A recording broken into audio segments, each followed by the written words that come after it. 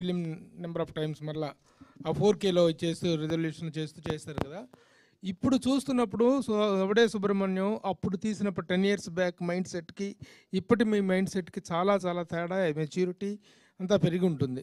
అరే ఎవడైనా ఇలా చేసుంటే బాగుండే, అలా చేసుంటే బాగుండే అనే ఫీలింగ్ ఏమైనా కలిగిందా? అప్పటికి ఇప్పటికీ ఎవడే మీద మీకున్న లవ్ ఏంటి?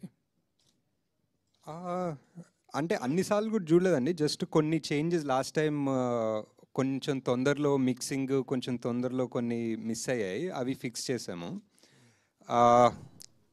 నాకు ఎప్పుడు ఆ ఫస్ట్ మూవీ ఐ థింక్ అప్పుడు కూడా ఏదో ఆడియో ఫంక్షన్లో చెప్పాను, first movie is like your first child అన్నట్టు.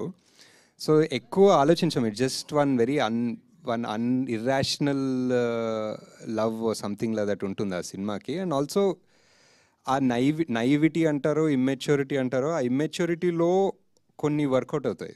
కొంచెం ఎక్కువ ఆలోచించకుండా, కొంచెం ఎక్కువ సినిమా ప్రపంచం స్లాష్ బాక్స్ ఆఫీస్లు స్లాష్ అవన్నీ తెలుసుకోనప్పుడు తీసిన సినిమాలోనే కొంచెం ఎక్కువ మ్యాజిక్ ఉంటుంది. సో అది ఇంకా కనిపిస్తుంది సినిమాలో. ఇప్పుడు ఎవడే సుబ్రహ్మణ్యం, మహానటి అండ్ కల్కి, ఈ మూడింటిలో ద బెస్ట్ ఆఫ్ యువర్స్ అంటే ఏం చెప్తారు? అదే ఇంకా ఇప్పుడు ముగ్గురు పిల్లల జోన్లోకి వెళ్తాం. ముగ్గురు పిల్లలు. But I think most satisfaction I had was with Mahanati.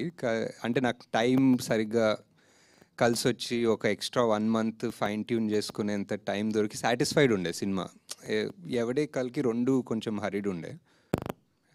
So after 10 years did you find yourself, Ashwin? లేదు సార్. ఇంకా అంటే ద మ్యాజిక్ విత్ దిస్ ఈ seeking or spirituality or finding yourself is ఏదో ఒక